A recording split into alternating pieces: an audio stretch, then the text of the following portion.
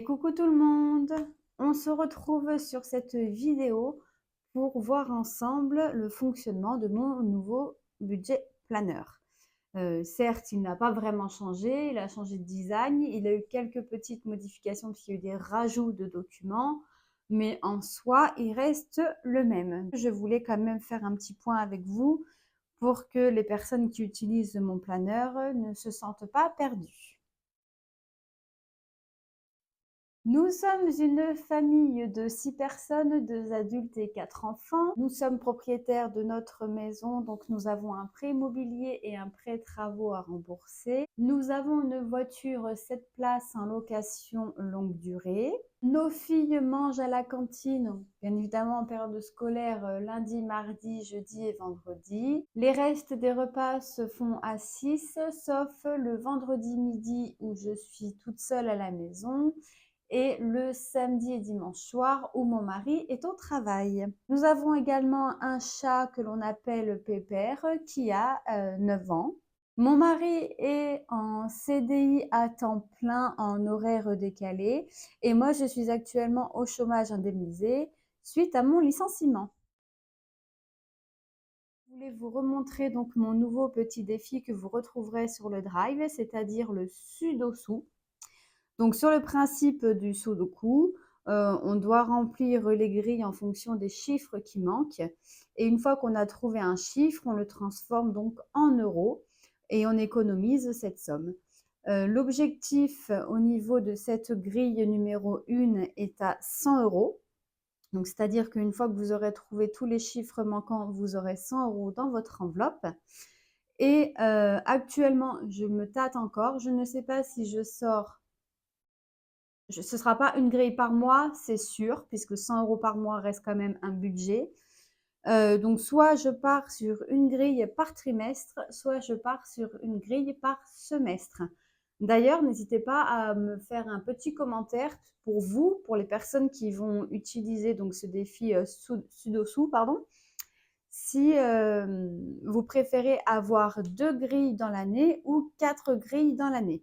Donc je suis vraiment très contente parce qu'en fait, je ne m'attendais pas à ce que vous aimiez autant ce défi et j'ai eu plein de retours positifs et j'en suis vraiment ravie parce que c'est quand même, c'est quand même quelque chose d'original, hein. Il ne me semble pas qu'il ait été créé celui-ci et donc du coup, je sais pas, un matin, je me suis levée et hop, l'idée est apparue. Donc après, ben, on met l'idée donc sur papier, on la met sur ordinateur, enfin sur la tablette puisque je n'ai pas d'ordinateur, et puis on voit si c'est possible ou pas. Et il y en a aussi plein d'autres, j'en ai plein en tête, j'en ai plein en cours de création, donc vous aurez des nouveautés.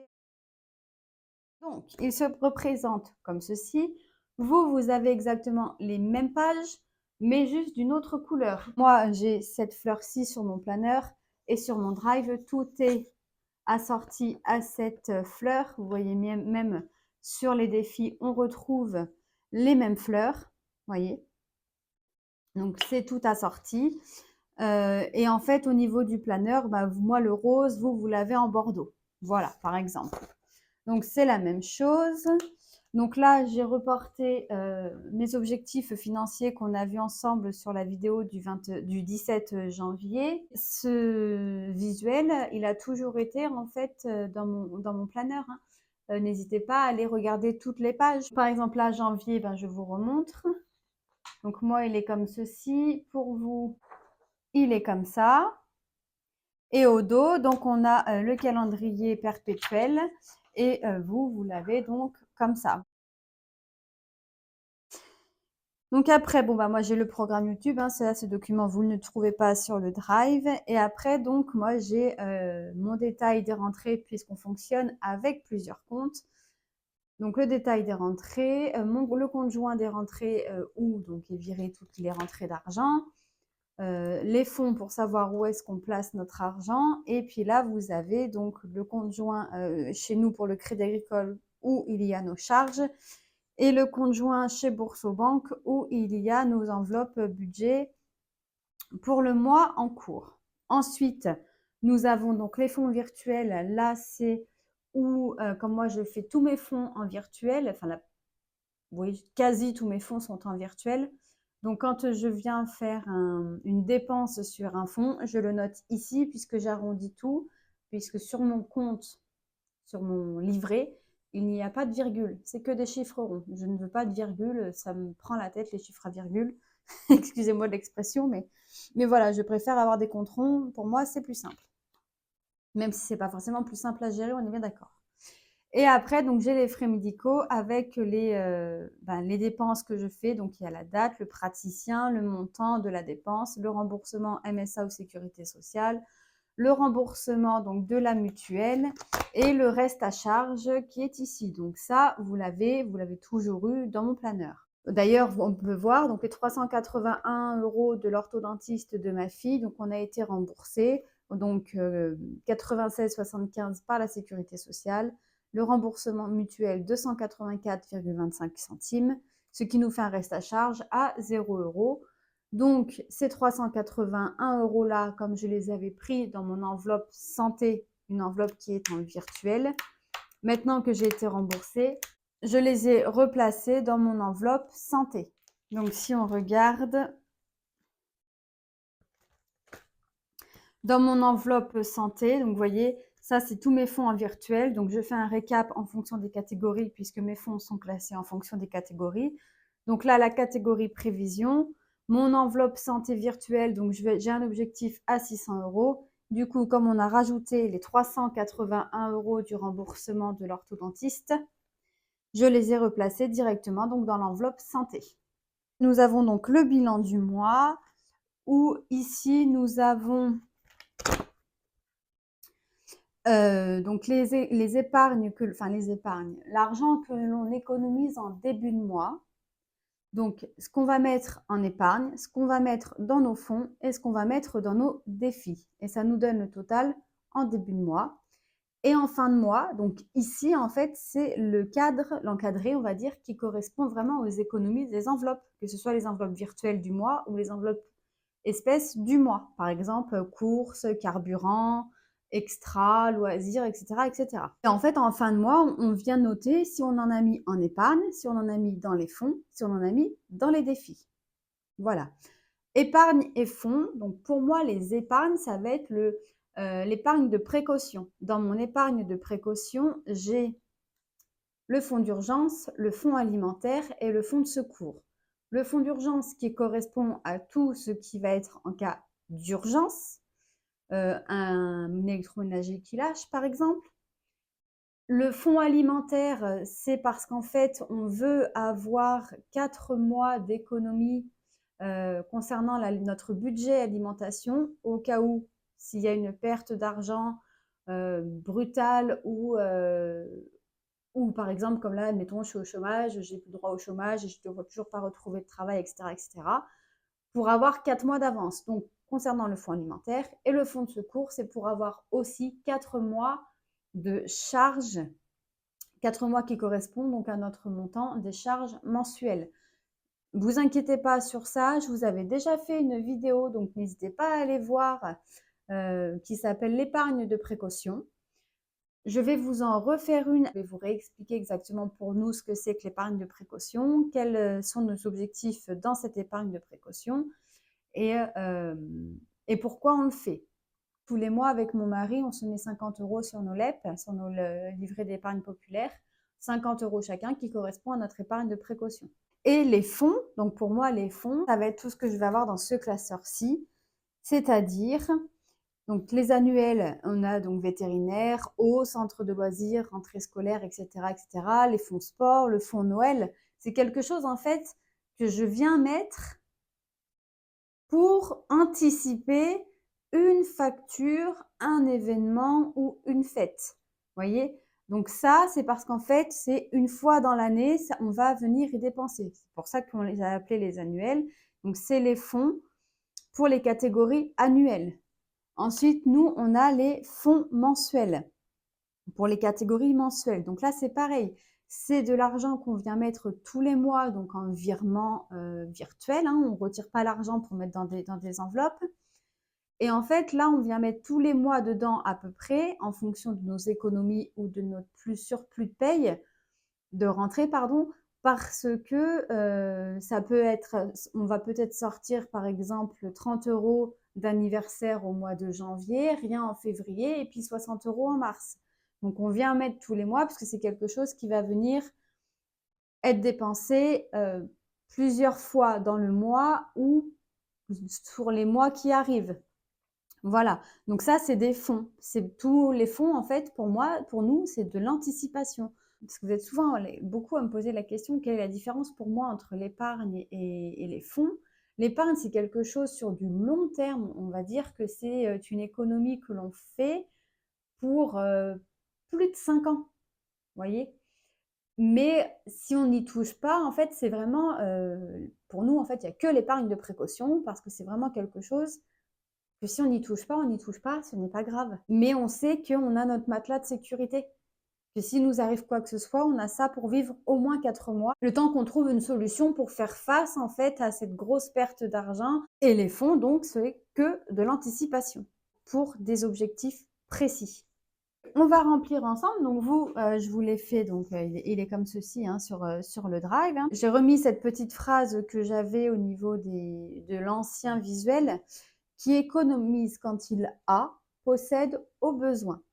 Voilà, parce que je trouve qu'elle est très, donc c'est un proverbe allemand, je trouve que ce proverbe est très vrai. Il vaut mieux économiser plutôt que se dire c'est bon, j'ai de l'argent, je dépense, parce que le jour où j'en ai besoin, eh ben, je ne l'aurai plus puisque je l'aurai déjà dépensé. C'est pour ça que nous, on fonctionne avec un petit budget hein, par mois au niveau de nos enveloppes du mois, parce qu'on essaye d'être au plus juste, parce qu'on préfère économiser pour mettre de l'argent dans nos fonds et quand on en a besoin, avoir l'argent nécessaire à ce besoin. Vous voyez, au niveau des fonds, on a mis 1034 en début de mois sur les fonds, toutes catégories confondues, que ce soit les annuels, les mensuels, les prévisions ou les plaisirs. On a mis 1034 €. Donc, je pourrais très bien mettre que 500 € ou mettre que les 365 et mettre tout le reste dans mes enveloppes. Et comme ça, à la fin du mois, j'ai plein de défis à remplir. Pour nous, en fait, ce n'est pas notre intérêt. Les défis, c'est que du plus. Si on les remplit, tant mieux. Ça veut dire qu'on a fait des économies sur notre budget. Mais à la base, le budget de nos enveloppes, il est là pour être dépensé puisqu'on a calculé et c'est ce qu'on a besoin pour vivre. S'il y a zéro économie, il y a zéro économie. C'est pas grave. Les défis, c'est secondaire. Pour nous, en tout cas. Attention, hein, il n'y a aucune critique, aucun jugement. Chacun fait comme il veut. Nous, c'est notre façon de voir. On est au plus juste sur nos enveloppes parce qu'on préfère mettre plutôt de l'argent en début de mois. Et si jamais on a du reste, si on a du résiduel dans nos enveloppes du mois, et bien là, on essaye soit de remettre dans nos fonds, soit on fait un petit défi pour se faire plaisir ou plusieurs petits défis pour se faire plaisir pour soit un objectif particulier ou pour remettre dans nos fonds ou dans nos épargnes. Mais à savoir que pour nous, en fait, s'il y a 0 € en économie du mois, il y a 0 €. Si on peut faire des économies, tant mieux. Si on a une astuce pour faire des économies, tant mieux. Si on a 0 économie, c'est pas grave. Moi, j'ai 5 € d'économie, je suis contente. J'ai 30 € d'économie, je suis contente. J'ai 0 € d'économie, je suis contente aussi parce que ça veut dire que je suis pas dans le négatif. J'ai dépensé ce que j'avais prévu pour, donc c'est pas grave. Alors, comment on va le remplir celui-ci? Et donc là, on a mis 1034 € dans les fonds. Donc cette somme-là, en fait, c'est le total, hein, ces trois totals-là. Puisque là, donc dans les prévisions, on a mis 174 € qu'on a reporté ici. Les mensuels, on a mis 275 € qu'on a reporté ici. Les plaisirs, on a mis 220 € qu'on a reporté ici. Et les annuels, les 365 €. Là, celui-ci, c'est tous les mois la même chose pour payer donc les annuels qui sont ici, c'est-à-dire les frais vétérinaires, l'eau, centre de loisirs, etc., les factures que nous avons dans l'année. Donc, nous avons mis dans les fonds 1034 €. Donc, je le note ici. On a mis 60 € dans notre défi.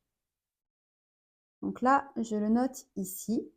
C'est mon pile ou face que j'ai créé. Donc, pile, on met 30 €, face, on met 60 €. Qu'on vient donc jeter une pièce et on voit en fait combien on doit mettre et on les a mis ici dans l'enveloppe du mois de janvier. Ça, c'est un plus. Ça va être la surprise de combien on aura économisé avec ce pile ou face et avec le défi surprise que ma boutique créative m'a envoyé.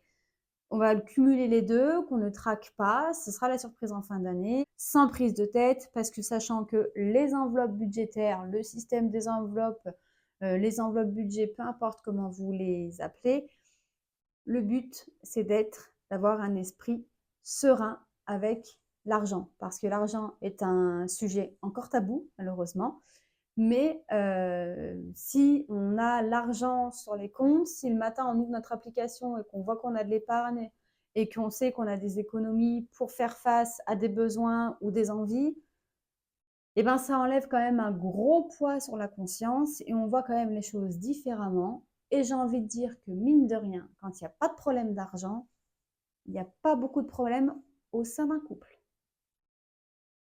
C'est mon ressenti. Je ne sais pas si vous avez le même, mais c'est mon ressenti. Donc, le fonds, 1034 pour les fonds en début de mois, 60 € dans les défis et dans les épargnes. Nous avons mis donc pour nos filles 20 € chacune et pour mon mari et pour moi 50 € chacun, ce qui nous fait 180 € dans nos épargnes. Donc, en épargne, on a mis 180 €. On va faire le total de tout ça. Donc, 180 plus 1034 plus 60 est égal à 1274 €. En fin de mois, donc là, c'est en fonction de ce qu'on aura dans avec nos économies du mois. Chez nous, on met nos économies en espèces dans une enveloppe économie du mois et on vient dispatcher à la fin du mois. Et en plus, on a aussi nos économies virtuelles à la fin du mois, donc on vient voir combien on a. Et après, toutes ces économies, on les dispatche, soit dans nos fonds, soit dans nos défis, soit dans nos épargnes. Donc, cette partie-là, c'est celle qu'on viendra remplir à la fin du mois. Si vous vous rappelez, j'avais eu cette bonne nouvelle concernant ma mutuelle qui, en fait, ne serait pas prélevée puisqu'elle est gratuite suite à mon licenciement. Donc, on avait rajouté 114 € dans achat divers. Achat divers, c'est un fonds. Donc là, je sais qu'on va marquer 114 €. On va mettre un petit plus parce que la fin du mois n'est pas encore là. Au niveau de mes impôts, de ma taxe foncière, elle devait être prélevée à 160 € et comme c'est moi qui ai fait la modification, je me suis trompée et ils ont retenu 16 €. Si je fais 160 moins 16 est égal à 144. On les met de côté dans notre prévision régule charge, elle est prévue à 500 €. On était déjà à 500 €. Donc, on a quand même rajouté, ce qui fait qu'on est en plus. Mais au moins, on sait que à la fin de l'année, vous voyez, j'ai mis taxe foncière plus 144. Donc, je les ai déjà retirés de mon compte. Ils sont déjà sur le livret des fonds. Et les 144 €, ils sont de côté. Et comme ça, je sais qu'au mois de novembre, du coup, il manquera forcément sur la taxe foncière. Mais j'aurai quand même les 144 € qui devaient être prélevés. Donc, on a rajouté dans nos fonds 144 €. Ici, ça, on le sait déjà, puisque c'est ce qui a été fait au cours du mois. Et on viendra voir donc à la fin de l'année, à la fin du mois, pas à la fin de l'année quand même, à la fin du mois, on viendra voir combien on va rajouter dans les fonds. Combien on aura mis dans nos épargnes, combien on aura mis dans nos défis. Et là, on fera le total. On viendra additionner ce total-là, et ça nous donnera le total qu'on a mis en économie sur tout le mois de janvier. Attention, ce n'est pas ce qui va nous rester sur les comptes, puisque les fonds, on le sait, ça vit. Donc, l'argent rentre, l'argent repart, etc., etc. Mais c'est une somme que mon mari tenait à savoir. Comme je vous avais expliqué, lui, au début, ça ne l'intéressait pas quand moi je l'avais fait en 2022. Mais après, là, suite au bilan de 2023, il m'a dit, mais sinon, combien on a mis en économie à chaque mois? Ben, j'en sais rien puisqu'on ne le faisait pas. Tu avais décidé que ça ne servait à rien. Ben, en fait, j'aimerais bien savoir. Bon, ben voilà. Donc, du coup, maintenant, il aura ça. Donc là, c'est notre récap qu'on fait à la fin de chaque semaine. Donc, je vais récupérer ce qu'on avait déjà écrit concernant, donc j'avais déjà mis la semaine 1. Je vais mettre la semaine 2. Donc, on avait 2,90 € en boulangerie. On avait 23,45 en courses et on avait 5 € en divers. Et on est venu prendre 3 € dans les extras. Lorsque j'ai refait mon budget, j'ai renommé extra en loisirs parce que pour certaines personnes d'entre vous, c'était un peu compliqué extra parce que pour vous, les extras sont soit un gain, soit parce qu'on a travaillé, on a fait des extras, etc., etc. Donc moi, j'ai renommé sous le mot loisir. Moi qui s'appelle extra ou loisir, c'est pas grave, hein, dans tous les cas, je sais à quoi ça correspond. Donc je me dis que c'était peut-être plus simple pour vous. Donc on avait pris 3 € dans les loisirs. C'est la même chose. Ensuite, notre total de la semaine, donc ici, était à 33,35.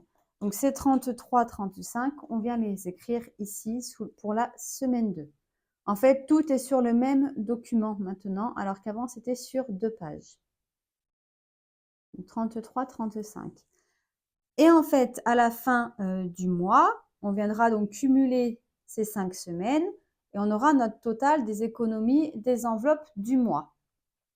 Et en plus, on pourra faire le total de boulangerie, chez nous en tout cas, boulangerie, courses d'hiver, loisirs, pépères, miel. On fera le total et on saura combien on a fait d'économies en espèces. Et pour notre course CB, carburant et achat CB, on fera donc ce qui nous reste, le total de nos économies en virtuel. Et normalement, si on fait les espèces plus le virtuel, on aura la somme correspondante au total ici. Pour la fin de l'année, donc là, l'année dernière, on avait présenté comme ça, total des économies, c'est-à-dire le total de nos enveloppes budget du mois, que ce soit en virtuel ou en espèces. Les 3 636,44 €, on va les reporter sur le visuel fin de mois. L'année dernière, on avait économisé 3 636,44 €. Comme ça, celle-ci, je peux l'enlever. Après, personnellement, je m'en fiche de savoir combien j'aurais calculé, non, combien j'aurais économisé au mois de janvier. Donc là, en 2024, je saurai. Je ne vais pas faire de comparatif puisque de toute façon, le budget des enveloppes n'est pas le même. Donc, il n'y a aucun intérêt de comparer mois par mois. Et nous, donc forcément, on a une rentrée d'argent moindre puisque je ne travaille plus pour le moment. À la fin de chaque mois, on viendra mettre les économies de la fin de mois. Là, pour le début de mois, je viens mettre mon total de 1 274 € pour le mois de janvier. Donc là, ça, je mets un point d'interrogation sur l'année dernière parce qu'on n'avait pas calculé. Donc, 1 274 €. Donc là, je n'ai pas fait de tracker, enfin de visuel où je fais janvier, fin de mois, janvier, début de mois, enfin janvier, début de mois, janvier, fin de mois, égale temps au mois de janvier, puisque déjà, je l'ai déjà ici sur le mois. Après, pour moi, ça n'a pas grand intérêt de le savoir mois par mois, sachant que ici, j'ai mis une petite ligne, soit une économie totale 2. Donc, ça veut dire qu'à la fin de l'année, on prendra le total ici, plus le total ici, et on aura le total économisé sur l'année 2024. Voilà donc comment on remplit ces nouvelles pages en tout cas. Je voulais aussi vous remontrer comment je remplis mes fonds parce qu'on m'a déjà posé la question à plusieurs reprises, sachant que j'ai déjà fait des vidéos, mais je referai des vidéos quand même tout au long de l'année puisque cette chaîne vit et je vous en remercie. Vous êtes de plus en plus nombreux à vous être abonnés. Donc, pour les personnes qui arrivent sur cette chaîne ou qui n'ont pas vraiment compris comment nous on fonctionne, par exemple là, il va y avoir l'anniversaire d'une de mes filles à la fin du mois. J'ai fait une commande via un certain site pour pouvoir faire la décoration de son anniversaire avec ses copines. Donc, on a une catégorie qui s'appelle préparatif événement qui correspond décoration pour l'événement concerné. Donc là, c'est la décoration pour son anniversaire. J'en ai eu pour 21,63 €. Donc ici, je note prépa événement. Donc j'en ai eu pour 21,63 € et je ne veux pas de virgule sur mes livrets, pardon. Je sais que j'ai un solde de 2,98 €. Je vais faire un virement de 20 €. Ce qui fait que je suis à moins 1 € 1,63. Mais je ne serai pas en négatif, pardon, puisque sur le compte, j'avais déjà du plus avec mes fonds que j'ai virés de 2,98. Donc, je fais 2,98 moins 1,63 est égal à 1,35. Une fois que j'aurai fait mon virement des 20 €, je viendrai faire le petit V pour dire que c'est validé. Comme on a dit qu'on allait enlever 20 € dans cette enveloppe, je vais sur mon tracker correspondant à cette catégorie. On est au mois de janvier. J'enlève 20 €. Donc, on est à 80 €. Je viens le noter pour que mon petit récap soit à jour. Même si, avant de faire la clôture du mois, je viens vérifier que ce soit bien à jour. J'aime bien le faire au fur et à mesure. Au moins, je sais où j'en suis dès l'instant où j'ouvre mon classeur. Nos fonds virtuels. On vient mettre une somme d'argent en début de mois, qu'on vient dispatcher en fonction des catégories. Donc, on vient mettre par exemple 100 € dans le week-end, donc on mettra plus 100, on sera à 300, on vient le mettre ici. Et quand on enlève, sachant que nous, on fait 100 virgules, eh ben, j'ai cette somme ici, j'ai ce visuel ici pour pouvoir suivre mes arrondis. N'hésitez pas à me poser des questions si vous avez d'autres questions concernant le planeur. N'hésitez pas à me dire aussi le petit commentaire pour le sous-dessous, si vous voulez donc 4 grilles ou 2 grilles. Vous, ce que vous souhaiterez, hein, en tout cas. Je ne sais pas encore moi comment je vais procéder, donc ce sera aussi en fonction de, bien évidemment, de mon temps, etc., parce que ça prend quand même du temps, les créations. N'hésitez pas à fouiller sous chaque vidéo en description, vous avez tout, vous avez mes liens parrainage, vous avez là où où j'ai commandé mes outils, mes classeurs, mes stylos, etc., les enveloppes. Vous avez aussi donc mon lien Vinted, mon lien PayPal, enfin mon adresse mail, etc., etc. Vous avez tout ce qu'il vous faut normalement en barre de description sous la vidéo. Et si jamais il vous manque quelque chose, n'hésitez pas à me le dire. Sur ce, je vous laisse. Je vous souhaite une agréable fin de semaine et je vous dis à très vite dans une prochaine vidéo. Bye bye!